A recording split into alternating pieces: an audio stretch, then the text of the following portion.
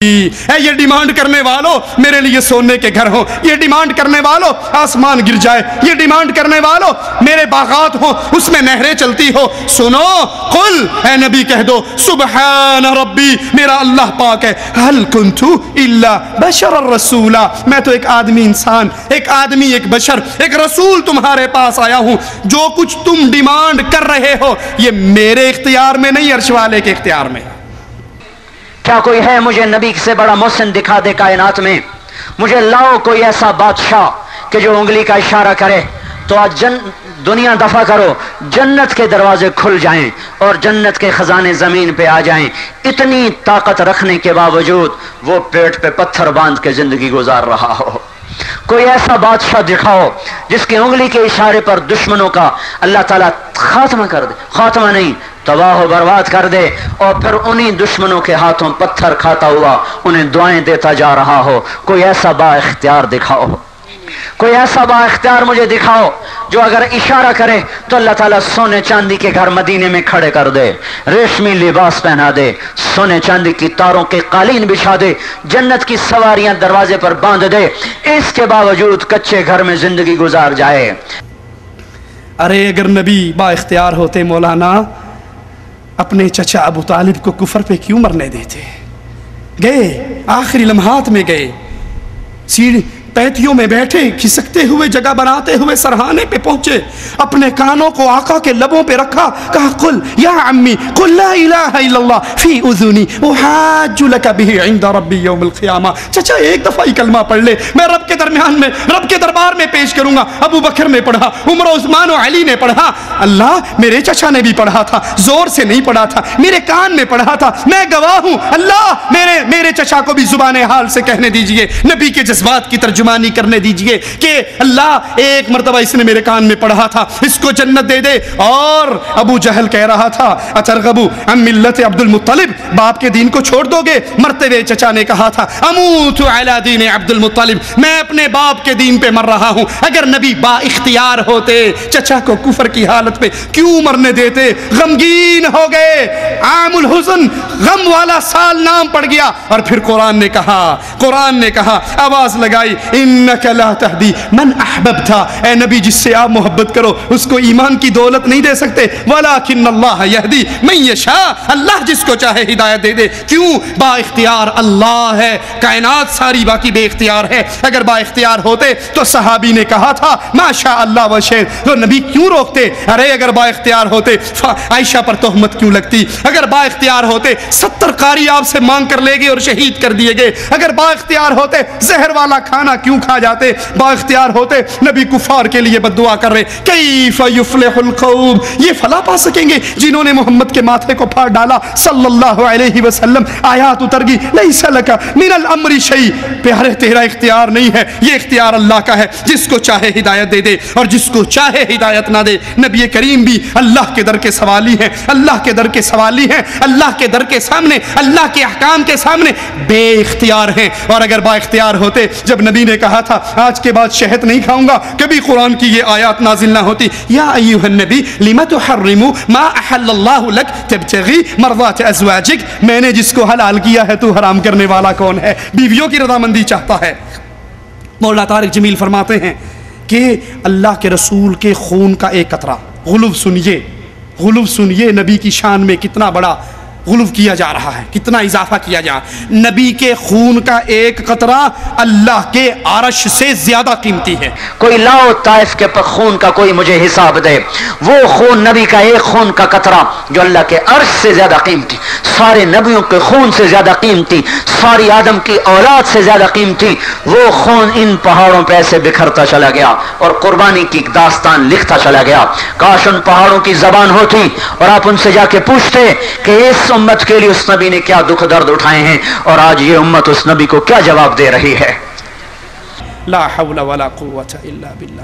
یہ ہمارے ہاتھ میں فضائل حج ہے، مولانا زکریا صاحب کی۔ مولانا زکریا اپنی کتاب فضائل حج کے صفحہ نمبر 138 پر وہی اسی قسم کا عقیدہ بیان کرتے ہیں جس قسم کا مولانا طارق جمیل صاحب نے بیان کیا۔ فرماتے ہیں کہ قبر رسول صلی اللہ علیہ وسلم کی جگہ ساری جگہوں سے افضل ہے۔ یہ فضائل حج مولانا ذکریہ کی لکھی ہوئی، کتب خانہ فیضی لاہور سے چھپی ہوئی، اس کا صفحہ نمبر 138۔ قبر شریف نبی کی قبر کی جگہ ساری جگہوں سے افضل ہے، جو حصہ نبی کے بدن سے ملا ہوا ہے۔ سنیے اور دیکھیے کیسے توحید کے اوپر کلہاڑے چل رہے ہیں۔ ان توحید کا چولا پہننے والے، شرک کے داعی، شرک کے دعات کی محفلوں میں جانے والوں، سیروزے کے لیے نکلنے والوں، ذرا اللہ کو جان دینی ہے، اللہ کی توحید کی قیمت کو اپنے دل میں پیدا کرو۔ کہاں جو حصہ نبی کے جسم سے لگا ہے وہ کعبہ سے افضل ہے، وہ عرش سے افضل ہے، وہ اللہ کی کرسی سے افضل ہے، حتیٰ کہ زمین و آسمان کی ہر جگہ سے افضل ہے۔ نبی کی قبر کعبہ بیت اللہ سے بھی افضل، تو پھر سجدہ مسجد قبر رسول کی طرف منہ کر کے کرنے شروع کر دیں۔ طواف قبر کا ہونا چاہیے نا جو بیت اللہ سے افضل، اللہ کے عرش سے بھی افضل ہے، اللہ کی کرسی سے بھی افضل ہے۔ جس عرش پہ اللہ مستوی ہے، نبی کی قبر اس عرش سے بھی افضل ہے۔ لا حول ولا قوت الا باللہ۔ ہم سوال کرتے ہیں حضرت یہ بات اگر آپ کو قرآن نے سکھائی ہے تو ہمیں بھی ذرا اس پارے کا، اس سورت کا، اس آیت کا نمبر بتا دیجئے۔ اگر حدیث رسول نے بتائی ہے تو ہمیں بھی حدیث کا نام بتا دیجئے، حدیث کا نمبر بتا دیجئے۔ اور اگر حدیث و قرآن میں یہ بات نہیں ہے تو آپ کے بزرگوں کی بات کو اہل حدیث کا بیٹا کبھی دین نہیں مان سکتا۔ دین نام ہے محمد الرسول اللہ صلی اللہ علیہ وسلم کی بات کا۔ یہ وہ غلو ہے جس سے اللہ کے نبی نے منع کیا تھا۔ آپ نے فرمایا تھا لا تطرونی کما اطرت النصارى، عیسی ابن مریم، جیسے عیسائیوں نے عیسی ابن مریم کو اٹھایا، اللہ کے بندے کو اللہ کا بیٹا کر دکھایا، تو مجھے ایسا نہ کرنا، مجھے ایسا نہ کرنا۔ مولانا طارق فرماتے ہیں، طارق جمیل صاحب، اللہ نے ہمیں اپنے محبوب کے صدقے وجود بخشا ہے۔ کب تھے، کب نبوت ملی؟ ابو ہریرہ رضی اللہ تعالیٰ عنہ پوچھ رہے ہیں متى وجبت لک النبوہ، یا رسول اللہ آپ کو نبوت کب ملی؟ اس کا جواب کیا تھا؟ اس کا جواب یہ تھا کہ آپ ارشاد فرماتے 40 سال کی عمر میں رمضان شریف کے مہینے میں 17 تاریخ کو غار حرا میں میرے پاس فرشتہ آیا اور مجھے نبوت دے گیا۔ یہ اس کا جواب تھا۔ جواب کیا آیا؟ یہ جواب نہیں دیا، جواب کیا آیا؟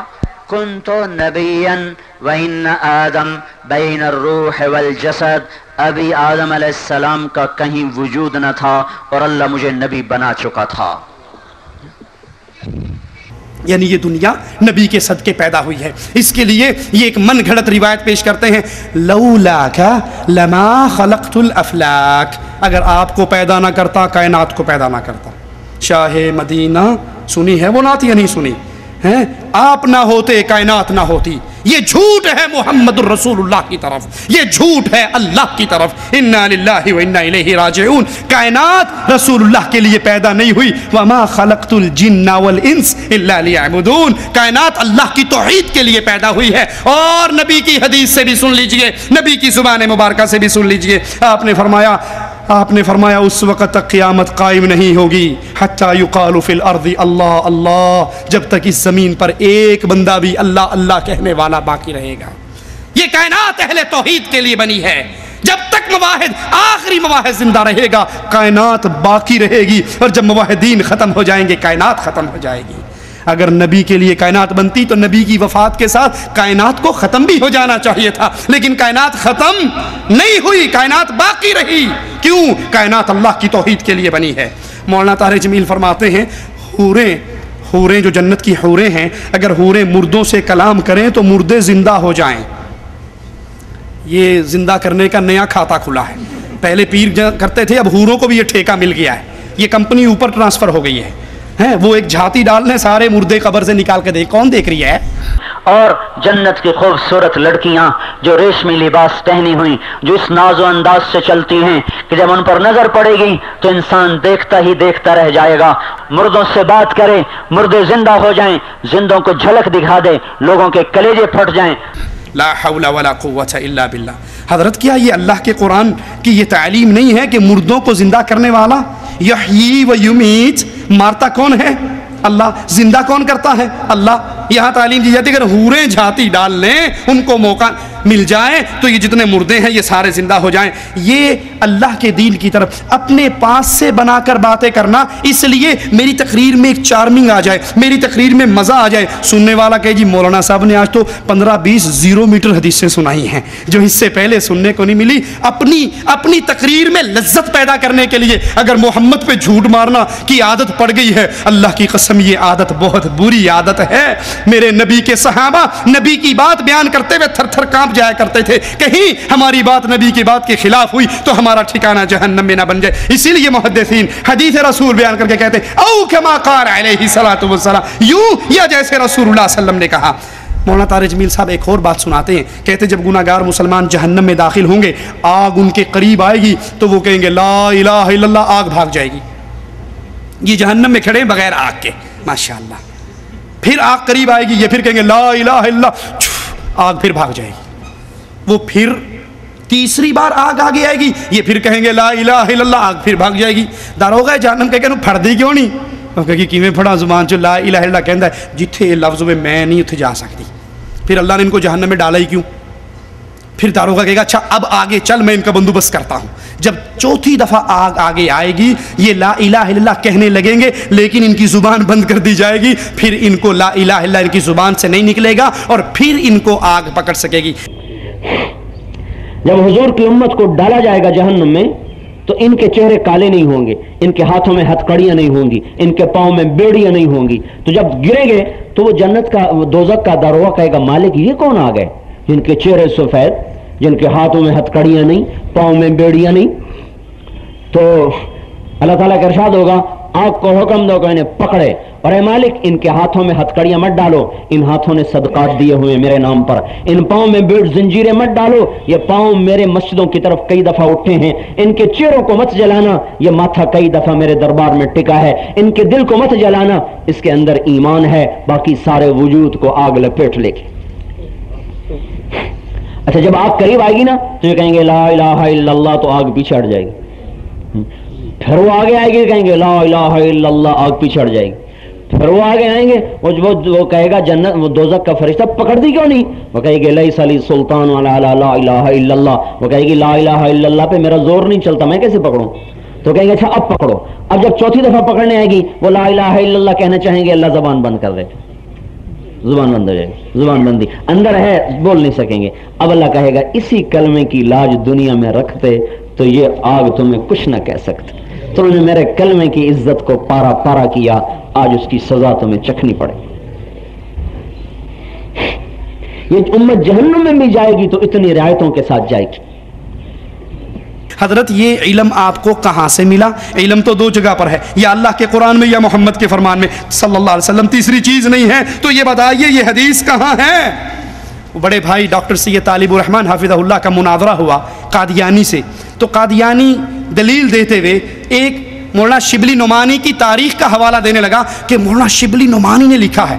تو بھائی کہنے لگے بھائی ہم مناظرے میں بیٹھے ہیں، اللہ کے قرآن کی بات ہوگی یا رسول اللہ صلی اللہ علیہ وسلم کی حدیث کی بات ہوگی، تیسری بات نہیں ہوگی۔ کہا عجیب بات ہے، آپ کو تاریخ کا نہیں پتا؟ مولانا شبلی نعمانی کی اتنی بڑی تاریخ